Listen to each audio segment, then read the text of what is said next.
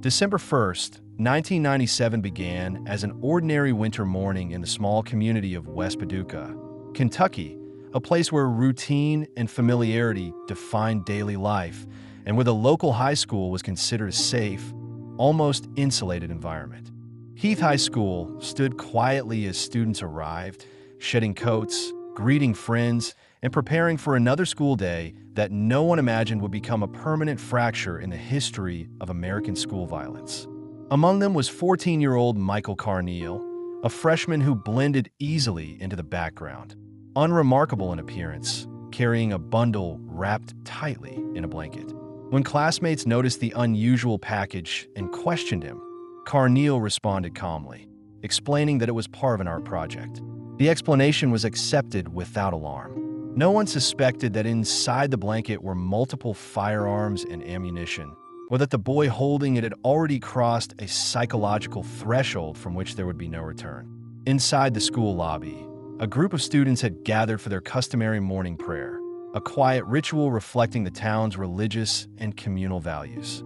The atmosphere was calm, almost reverent, as the students bowed their heads, unaware that they had become targets in a carefully premeditated act. Carneal positioned himself deliberately. Before firing a single shot, he inserted earplugs into his ears, a chilling indication of forethought, not impulse. This was not a moment of spontaneous rage, but a calculated decision to insulate himself from the sound of gunfire and the screams that would follow. Then, without warning, he opened fire. The attack unfolded in seconds, but its consequences would last lifetimes.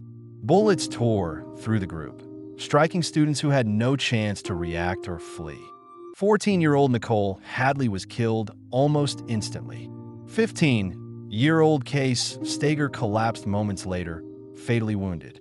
17-year-old Jessica James, the oldest of the victims, also lost her life. 5 other students were shot and injured, their bodies carrying wounds that would become permanent reminders of that morning. Panic exploded through the building as students ran, hid, and screamed. Teachers rushed toward the chaos, and the illusion of safety shattered completely. Just as abruptly as it had begun, the violence ended. Carneal stopped shooting, placed his weapon on the ground, and surrendered to the school's principal without resistance. There was no chase, no suicide attempt, no final confrontation. The silence that followed was as heavy as the gunfire itself. The immediate shock rippled far beyond Heath High School. West Paducah was thrust into national headlines, and the attack became one of the earliest modern examples of a planned school shooting in the United States, occurring before such tragedies became tragically frequent. Investigators quickly focused on understanding how a 14-year-old could carry out such an act.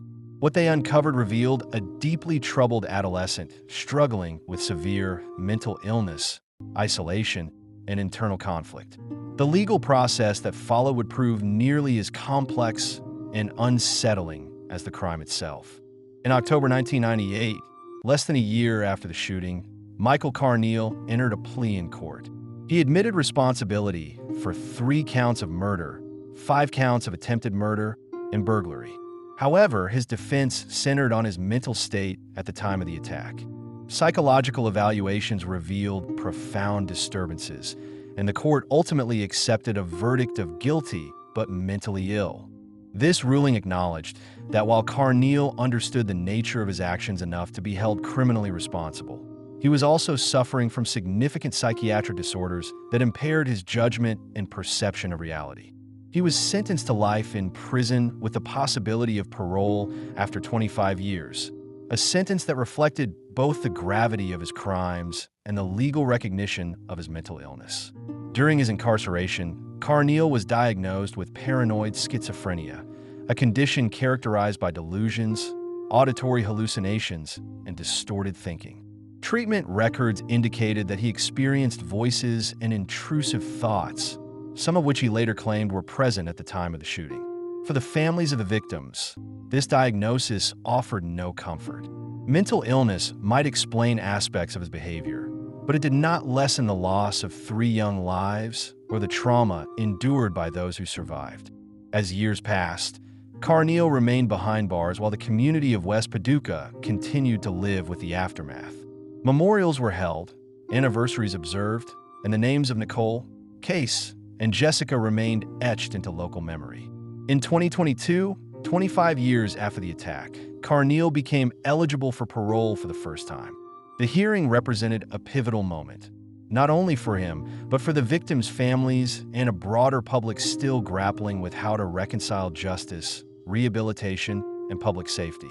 Appearing before the Kentucky Parole Board, Carneal spoke openly about the shooting in ways he had not before.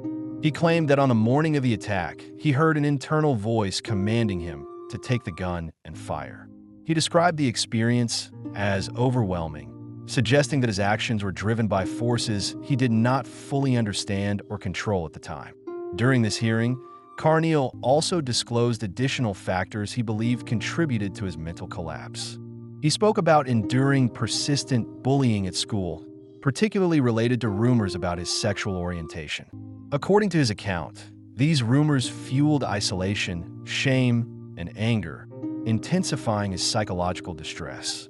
He also acknowledged the influence of violent media, admitting that he had been affected by Stephen King's novel Rage and the film The Basketball Diaries, both of which depict youth violence and alienation.